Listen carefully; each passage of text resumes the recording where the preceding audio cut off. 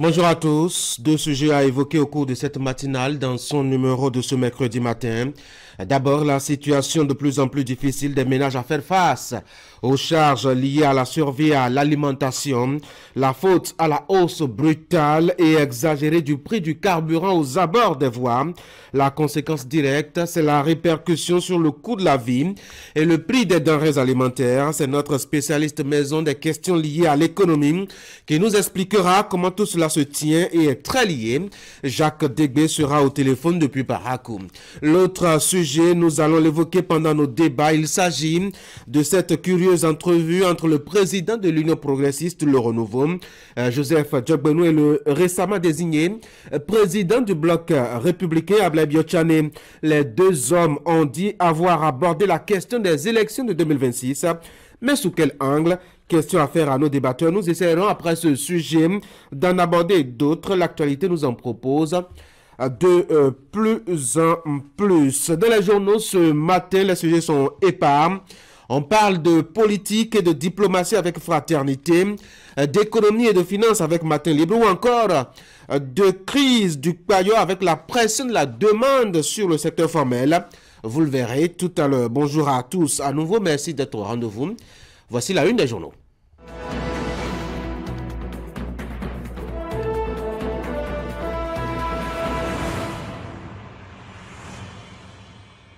Nous commençons par Fraternité pour ouvrir la une des journaux ce matin. Proposition de suppression de visa entre les pays africains. Talon Dangote, des points de convergence.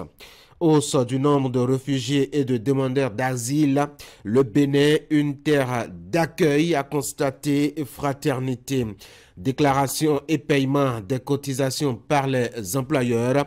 La CNSS et l'OSCCA Bénin échangent pour la sécurité sociale des travailleurs. Soirée de gala à Boycon, la FESICAM Bénin a honoré ses retraités.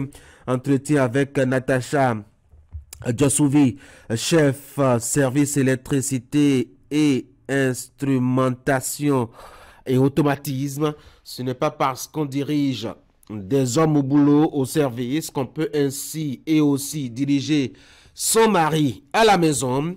Conseil de la dame interrogée par Fraternité. Nous passons à l'autre quotidien, représentation au sein des organes chargés de gérer les élections. La Cour constitutionnelle, ultime bataille de l'opposition. Le quotidien, polémique et dénonciation après la nomination des nouveaux sages qui, pour trancher le débat autour de la nouvelle constitution, question posée par le journal Le Quotidien. Nous sommes maintenant avec Nord Sud Quotidien, essence des stations-service. La demande hebdomadaire passe de 1500 à 5000 tonnes, a constaté donc le journal. La Nouvelle Tribune, suppression des subventions de l'essence au Nigeria. Les activités sont au ralenti. Plusieurs secteurs d'activité au ralenti donc. La hausse du prix de l'essence frelatée fluidifie la circulation routière. L'OMS souffle le chaud et le froid. Lisez donc la Nouvelle Tribune et informez-vous. Le journal Matin Libre, microfinance au Bénin, un SFD agréé au cœur d'un scandale. Le gouvernement a sa part de responsabilité d'expolier s'en remettre à Patrice Talon. Le matinal, protection, sécurité, liberté et inclusion socio-économique des réfugiés au Bénin. Le Bénin, deuxième dans l'espace CE2AO. Et puis FADEC 2023, à la page 7, vous lirez que il y a 84,9 milliards de francs CFA déployés pour le développement des communes par le gouvernement. Nouvelle expression pour booster la collecte des recettes intérieures. La Banque mondiale accorde près de 90 milliards de francs CFA. Sur ce chantier-là, la primeur Assemblée nationale, le président Vlavonou et ses collègues en séance plénière dès ce jour au Palais des gouverneurs. C'est dans la capitale du Bénin à Porto Novo. Le matin, question orale à l'Assemblée nationale ce jour. Le gouvernement répond aux députés sur la qualité des prestations du CNHU HKM. Le potentiel système financier décentralisé dans le zoo épargne publique déjà frappé par des criminels financiers. Drame du match Bénin-Sénégal au stade de Cotonou à Cotonou. Encore des commissions croque-mort se demandent la parution. Nous sommes maintenant avec Dabarou, attractivité territoriale des 27 communes du nord du Bénin. Les membres du CTI du programme Agora font le point des actions qui ont été menées. L'affiche du jour, Bénin Société des moutons à prix d'or à l'approche de la Tabaski. On annonce cette fête musulmane pour la semaine prochaine. En effet, le Béninois libéré Ablaye Biotchane reçu en frère par Djokbenou au siège de l'UP, le renouveau, l'axe BR-UPR en alliage. En tout cas, c'est un constat donc du journal Le Béninois libéré qui souffle par ailleurs que les différends ont été totalement réglés. Il n'y a qu'au-delà de Banté quelque chose de solide se prépare. En tout cas, ce sera notre sujet de discussion tout à l'heure avec les débatteurs. On va retourner à la une de Fraternité ce matin, proposition de suppression de visa entre les pays africains. Talon Dangote, il y a des points de convergence à constater le journal qui paraît à noter hausse du nombre de réfugiés et de demandeurs d'asile. Eh bien, le journal conclut que le Bénin est une terre d'accueil privilégiée. Déclaration et paiement des cotisations par les employeurs. La CNSS et l'OECCA Bénin échangent pour la sécurité sociale des travailleurs. Soirée de gala Boycon, la FESECAM Bénin a octroyé à la FESECAM Bénin a honoré, ses retraités. Et puis entretien avec Natacha Djossouvi, chef service électricité, instrumentation et automatisme. Ce n'est pas parce qu'on dirige les hommes au service qu'on peut aussi diriger son mari à la maison. Conseil donc la dame qui a été interrogée par Fraternité. Ainsi donc les informations à la une des productions ce matin. Comme à notre habitude, on va déjà commencer par s'intéresser à ce que Fraternité propose à l'intérieur de sa parution ce matin. Vous pourrez vous intéresser déjà à sa manchette. Talon Dangote, il y a des points de convergence. De quoi s'agit-il? Il s'agit en effet de la proposition de suppression de visa entre les pays africains.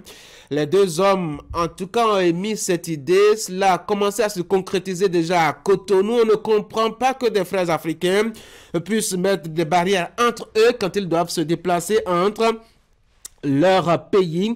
Il y a que le journal sous la plume de Patrice Sokebe propose à l'Afrique de prendre exemple sur l'Europe. On connaît bien cette ouverture et ces barrières sautées au niveau donc de l'Europe. Autre actualité qui pourra vous intéresser aussi dans Fraternité, on a célébré hier la 22e édition de la Journée mondiale du réfugié.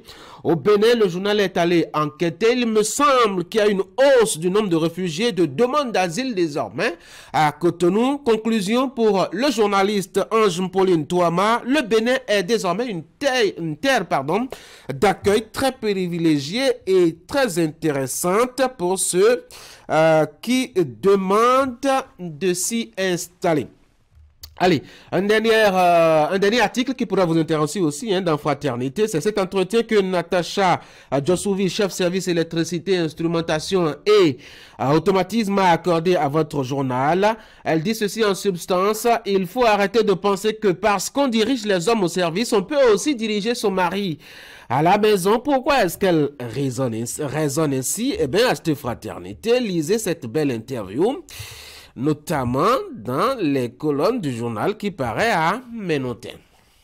Ainsi donc, quelques sujets qui pourraient vous intéresser dans la parution de Fraternité de ce mercredi matin. On va passer maintenant au bulletin de l'information et là, c'est le rendez-vous que nous donne la rédaction de Canal 3 Bénin pour nous proposer l'actualité telle qu'elle l'a captée par ses caméras et micros. La patronne de cette rubrique, c'est Florence Bossa, installée. Florence, bonjour. Bonjour Tanguy, bonjour chers amis téléspectateurs. Dans votre bulletin ce matin, on va évoquer la problématique de l'éducation et de l'employabilité des jeunes qui est au cœur d'une réunion des décideurs à Cotonou. Il s'agit, et ça c'est le premier titre, il s'agit de la réunion de la Confémen, la conférence des ministres de l'éducation des États et gouvernements de la francophonie. La rencontre vise à mettre en lumière le rôle des décideurs de la production, l'évaluation et l'amélioration des curricula d'apprentissage. Deuxième titre de votre bulletin à suivre tout à l'heure en détail, Florence Bossa, 3 millions de francs CFA. C'est le montant mis à la disposition des familles de réfugiés les plus vulnérables vivant au Bénin. C'est une contribution du gouvernement pour favoriser l'inclusion sociale de ces hommes et femmes en terre hospitalière du Bénin. L'enveloppe a été officiellement remise ce mardi au cours de la célébration de la 22e édition de la Journée mondiale des réfugiés à Cotonou. Je vous en soufflais un mot dans la une des journaux tout à l'heure. Voici le bulletin.